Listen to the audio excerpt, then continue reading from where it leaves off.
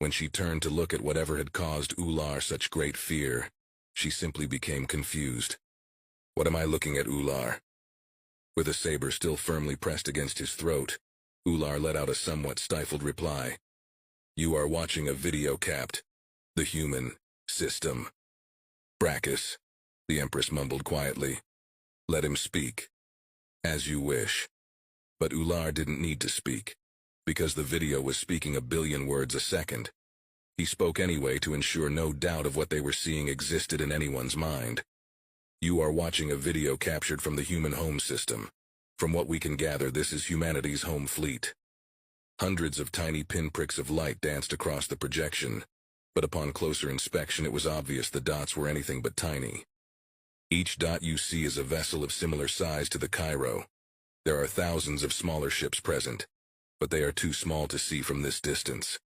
Fleetmaster Brachus was too stunned to speak for what seemed like an eternity, before finally asking the inevitable, "I thought you said the humans only had 10 supercarriers. There have to be." Ular cut the Fleetmaster off before he could finish. 228 to be exact. And that?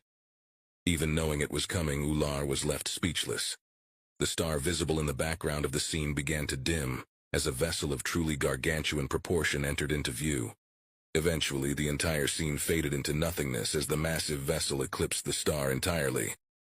That is a supercarrier. And they have 10. That we know of. Fleetmaster Brachus had to sit down to avoid passing out. The Empress had her claws tightly wrapped around the nearest railing to steady herself. "How much do we know of these supercarriers?" Scoutmaster Uller shuddered as he uttered, "What we call supercarriers, the humans call light assault craft.